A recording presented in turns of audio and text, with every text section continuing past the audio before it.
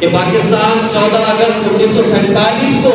اللہ تعالیٰ کی ذات نے یہ نعمت عطا فرمائی، اور ہجری تاریخ کے حوالے سے 27 رمضان تھی، 27 رمضان تھی۔ اگر ہم نے اس کو کرنے کی بنیاد پر لیا، اگر ہم نے اس کی بنیادوں میں علماء کرام اور پاکستان اور اسی طریقے سے مسلمانوں کا خون اس کے اندر موجود ہے، مسلمانوں نے قربانیاں دی، تمام مسلمانوں نے محنت کی، اتنے سارے علماء کرام اور مسلمانوں کو شہید کیا گیا، لیکن افسوس کا مقام یہ ہے کہ ہم یہ بھول جاتے ہیں کہ وہ 27 رمضان تھی، کہ اللہ کی ذات نے ہمیں یہ رمضان کے مہینے میں نعمت عطا فرمائی،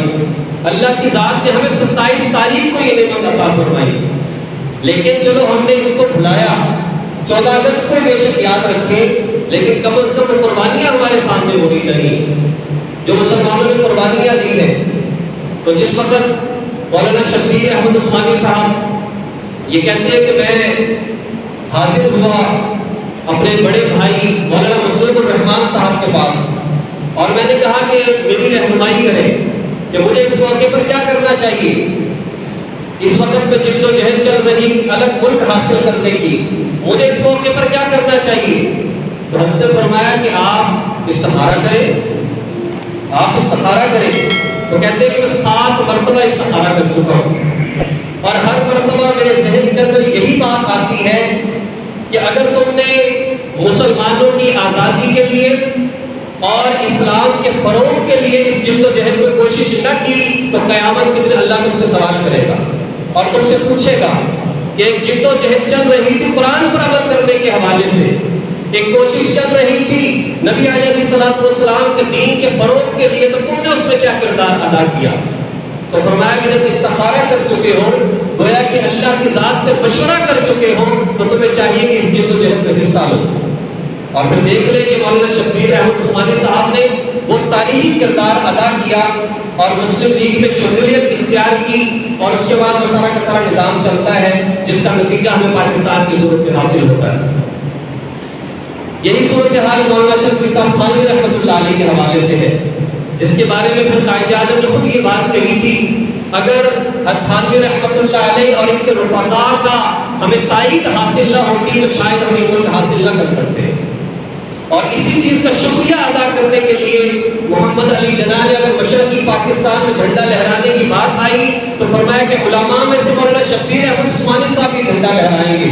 اور اگر مغرب میں ضرورت پیش آئی ہے کہ وہاں پر جھنڈا لہرایا جائے تو وہاں بھی فرمایا کہ مولانا ظفر احمد عثمانی صاحب یہ جھنڈا لہرائیں گے۔ یعنی انہیں اس قربانیوں کا پتہ تھا کہ انگریز یہاں پر آیا، بر صغیر پر مسلمانوں کی حکومت، اور یہاں پر آ کر اس نے کہا کہ میں کاروبار کرنا چاہتا ہوں، میں یہاں پر تجارت کرنا چاہتا ہوں، تو اس نے تجارت کے انداز میں، کاروبار کے انداز میں ایسا لوگوں کو اپنے جال کے اندر پھنسایا اور ایسے عقائد کے حوالے سے ایسی محنت کی کہ آخرکار اس نے سارے کے سارے ہندوستان پر قبضہ کر لیا، اور مسلمانوں کو، سارے کے سارے ہندوستان کو، ہندوؤں کو، سب لوگوں کو اس نے اپنا غلام بنا لیا۔ پھر آپ یاد رکھیں، تاریخ کا مطالعہ کریں اس حوالے سے، مسلمانوں نے اس حوالے سے دیکھا، شاہ ولی اللہ صاحب محدث دہلوی رحمۃ اللہ علیہ نے فتویٰ دیا کہ جو انگریز کی مدد کرے گا، جو انگریز کی مدد کرے گا، یہ انتہائی مسلمانوں کے خلاف چل رہا ہے، اور آج انگریز کے خلاف جہاد فرض ہو چکا ہے، انگریز کے خلاف جہاد فرض ہو چکا ہے۔ چنانچہ اس بنیاد پر حضرت شیخ الہند رحمۃ اللہ علیہ نے کوشش شروع کی اور ملکوں کے سفر کیے، اور جیسے نبی علیہ السلام کا طریقہ کار تھا کہ آپ نے مکی زندگی میں اور مدنی ابتدائی زندگی میں پہلے افراد حاصل کیے ہیں۔ نبی علیہ السلام نے صحابہ کی صورت میں پہلے لوگوں کو اپنا بنایا، ایک افرادی قوت حاصل کی، اور افرادی قوت حاصل کرنے کے بعد پھر اس کے لیے جو ذرائع تھے، پھر ان ذرائع کو وہاں اس وقت کی جو ٹیکنالوجی تھی، اس وقت میں جو ضروریات چاہیے تھی جنگ کے لیے، ان افراد کے لیے ان چیزوں کو حاصل کیا۔ پھر جتنا وہ ہو سکتا تھا ان اسباب کے ذریعے سے اور ان مسلمانوں کے ذریعے سے، پھر نبی علیہ السلام نے جہاد کیا، اور حضور علیہ السلام نے جب دیکھا کہ یہ ساری کی ساری ترتیب مکہ میں نہیں چل سکتی تو نبی علیہ السلام نے محاذ کو بدلا، جگہ کو بدلا، اور آپ مدینہ منورہ تشریف لے گئے۔ بالکل اسی طریقے سے جب مسلمانوں نے اس صورتحال کو دیکھا اور حضرت شیخ الہند رحمۃ اللہ علیہ کی اس تحریک کا انگریز کو پتہ چلا تو 80,000 علماء کرام کو شہید کر دیا گیا۔ کہ یہ تو یہ والا کام کر رہے ہیں، یہ تو افرادی قوت اکٹھی کر رہے ہیں ہمارے اوپر حکمرانی کرنے کے لیے یا ہم سے آزادی حاصل کرنے کے لیے۔ وہی فرعون کہ اگر انہوں نے آزادی حاصل کر لی تو ہماری غلامی پھر کون کرے گا، ہماری بات پھر کون مانے گا؟ تو جب دیکھا کہ 1857 میں اور دیگر پہلے جو جنگیں ہو رہی ہیں اس میں مسلمانوں کو شکست ہوتی چلی آ رہی ہے، اور ادھر اسی جہاد کے اندر حضرت اسماعیل شہید رحمۃ اللہ علیہ، سید احمد شہید رحمۃ اللہ علیہ، یہ لوگ بالاکوٹ میں شہید ہو چکے ہیں اور بہت سارے علماء کرام شہید ہو چکے ہیں، تو پھر اس وقت میں بنیاد رکھی 1866 میں دارالعلوم کی کہ شاید ہم عسکری میدان میں فوقیت حاصل نہ کر سکے تو ہم علم حاصل کرتے ہیں، لوگوں کو علم سکھاتے ہیں تاکہ اس تحریک میں لوگ مسلسل آتے رہیں، اور پھر یہ بنیاد رکھی اور تعلیمی میدان میں ایسی محنت کی اور اسی وجہ سے علماء کرام کو شہید کیا گیا تھا۔ تو ایسی محنت کی کہ پھر اس انداز سے اور اس ملک کو ماننے والے اور اس ملک کی محنت کرنے والے بے شمار لوگ پھر آئے۔ اور دیکھیں جب اللہ رب العزت ایک حکم دیتا ہے یا ایھا الذین آمنوا اتقوا اللہ، اے لوگوں اللہ کی ذات سے ڈرو، حق تقاتہ، جیسے اللہ سے ڈرنے کا حق ہے، اور تمہیں موت نہ آئے الا وانتم مسلمون، مگر صرف مسلمان ہونے کی حالت میں۔ اللہ تعالیٰ ایک مطالبہ کر رہے ہیں اور اللہ تعالیٰ نے ایک مقصد بیان کیا، فرمایا کہ میرا مقصد یہ ہے کسی بھی انسان کی اگر موت آئے تو اسلام کی حالت میں آنی چاہیے۔ مجھے آپ بتائیں ایک مقصد اگر ہم حاصل کرنا چاہتے ہیں اور اس مقصد کو حاصل کرنے کے لیے کسی ذریعے کی ضرورت پڑتی ہے تو ظاہر ہے کہ وہ ذریعہ بھی ضروری پڑ جاتا ہے۔ جب اللہ تعالیٰ ایک مقصد بیان کر رہے ہیں کہ میں یہ چاہتا ہوں کہ تمہاری موت آئے تو اسلام کی حالت میں آئے، یہ مقصد ہے، تو اس کے لیے ذرائع کیا ہے؟ اس کے لیے ذریعہ یہ ہے کہ انسان کے ایمان کی حفاظت ہو، اس کے لیے ذریعہ یہ ہے کہ اس کے اسلام کی حفاظت ہو، اس کے کردار کی حفاظت ہو، اس کے اخلاقیات کی حفاظت ہو، اس کی عبادات کی حفاظت ہو۔ اور یہ ساری کی ساری حفاظت کہاں پر ہوگی؟ جو اس چیز کے قلعے ہیں، جب مسجدیں محفوظ ہوں گی اور لوگ مسجد کے ساتھ جڑیں گے، جب مدارس ہوں گے اور لوگ مدارس کے ساتھ جڑیں گے، پھر ایمان بھی محفوظ ہوگا، جب ایمان محفوظ ہوگا اور لوگ اس پر زندگی گزاریں گے تو انشاءاللہ موت بھی اسلام پر آئے گی۔ تو جیسے موت اسلام پر آنا ضروری ہے، اس کے لیے سارے کے سارے ذرائع بھی ضروری ہیں، تو بالکل اسی طریقے سے جب ذرائع ضروری ہے تو اس کے اندر اس ملک پاکستان کی حفاظت بھی ضروری ہے۔ جب اس کی حفاظت ہوگی تو اس کے اندر جو ہمارے ادارے ہیں، ہماری مساجد ہیں، ہمارے مراکز ہیں، ہمارے اسکول کالجز ہیں، ان سب کی حفاظت ہوگی۔ اور اگر سرحدوں کو چھوڑ دیا جائے اور اس ملک کی اپنا قدری شروع کر دیں تو ظاہری بات ہے کہ کسی چیز کی حفاظت نہیں ہوگی۔ لوگ ایک بات پیش کرتے ہیں، کہتے ہیں کہ پاکستان کے بننے میں تو علماء کا اختلاف تھا، کچھ لوگ کہتے ہیں نہیں بننا چاہیے اور کچھ لوگ کہتے ہیں بننا چاہیے۔ تو مسلمان یعنی علماء کرام تو ایسے ہیں کہ اس ملک پاکستان کے بننے میں بھی اختلاف کر بیٹھے۔ افسوس کا عالم یہ ہے کہ ہم نے اس بات کو نہیں دیکھا وہ اختلاف تھا کیا، وہ اختلاف کس بنیاد پر ہوا۔ حضرت مولانا حسین احمد بدری رحمۃ اللہ علیہ ایک گروہ ان کا تھا اور ایک مولانا اشرف علی صاحب تھانوی رحمۃ اللہ علیہ ایک گروہ ان کا تھا۔ حضرت تھانوی صاحب رحمۃ اللہ علیہ کا کہنا یہ تھا کہ پاکستان بننا چاہیے، ہندوستان کو تقسیم ہونا چاہیے، اور مولانا حسین بدری صاحب رحمۃ اللہ علیہ کا نظریہ یہ تھا کہ تقسیم نہیں ہونی چاہیے۔ ان کا نظریہ یہ تھا کہ تقسیم اس لیے نہ ہو کہ انگریز نے مسلمانوں سے سارا ہندوستان حاصل کیا ہے اور جب وہ واپس جائے تو اس کو تقسیم کر کے چلا جائے اور آدھا ہندوؤں کو دے دے آدھا مسلمانوں کو دے دے، یہ کہاں کا انصاف ہے؟ وہ تقسیم کر کے نہ جائے بلکہ ویسے یہاں سے چلا جائے، سارا مسلمانوں کے پاس ہی واپس آئے اور مسلمان یہاں پر محنت کرے، ورنہ کیا ہوگا جو آج ہو رہا ہے۔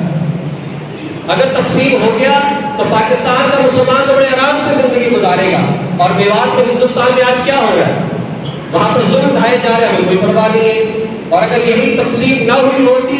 اور سارے کے سارے مسلمان متحد ہوتے تو کسی کو جرأت نہ ہوتی مسلمانوں کو نقصان پہنچانے کی۔ یہ ان کا نظریہ تھا، بہت اچھا نظریہ تھا۔ تھانوی رحمۃ اللہ علیہ کا نظریہ کیا تھا؟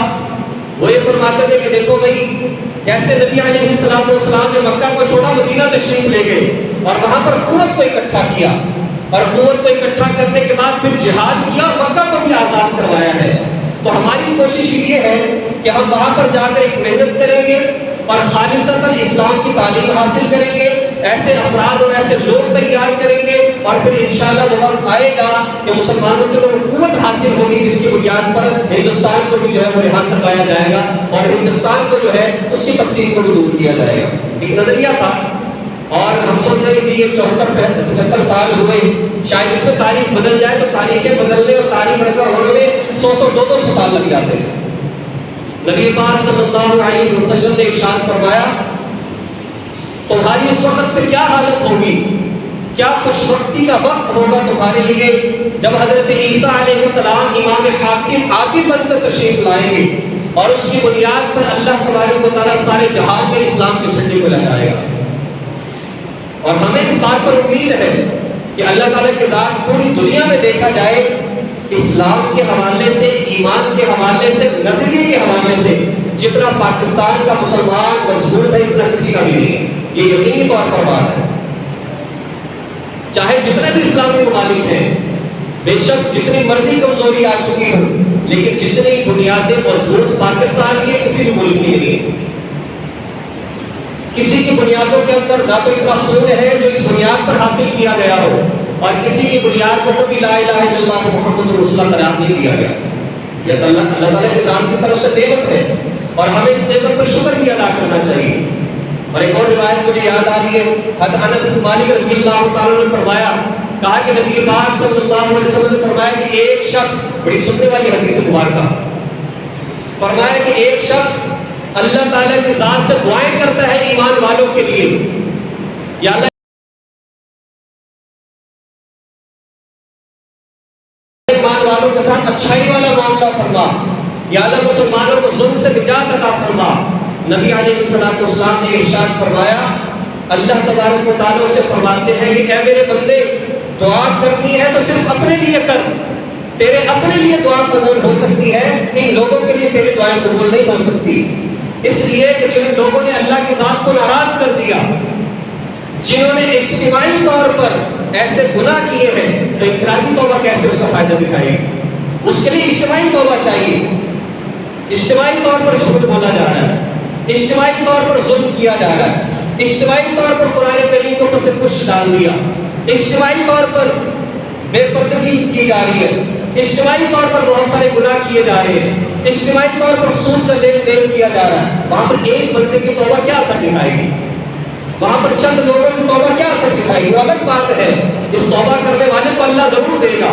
اس توبہ کرنے والے کو اللہ ضرور پسند کرے گا، لیکن حالات کو بدلنے کے لیے اجتماعی توبہ چاہیے، حالات کو بدلنے کے لیے اجتماعی طور پر سیدھا ہونا چاہیے۔ پھر دیکھیں اللہ حالات کیسے بدلتا ہے۔ اور اپنے ملک کے حوالے سے مایوسی نہ ہو، بلکہ اس سے محبت اور اس کا شکر ادا کیا جائے اللہ تعالیٰ کی ذات کا۔ تو ایک تو اس وجہ سے ہمیں محبت ہونی چاہیے کہ ہمارا ملک ہے، دوسرا اس لیے محبت ہونی چاہیے کہ مسلمانوں کا ملک ہے، اور تیسرا اس لیے محبت ہونی چاہیے کہ انشاءاللہ وہ وقت آئے گا کہ عیسیٰ علیہ السلام امام مہدی کے لشکر پر پاکستانی شامل ہوں گے انشاءاللہ، اور اللہ تبارک و تعالیٰ ان لوگوں کی برکت سے ساری دنیا میں اسلام کا جھنڈا لہرائے گا۔ اللہ تعالیٰ ہمیں اس نعمت کی قدر کرنے کی توفیق عطا فرمائے، اور اس پاکستان کے ملنے کے دن میں بلکہ ہمیشہ مرتے دم تک چھوٹے بڑے ہر طرح کے گناہ سے اور ناشکری سے بچنے کی اللہ تعالیٰ توفیق عطا فرمائے۔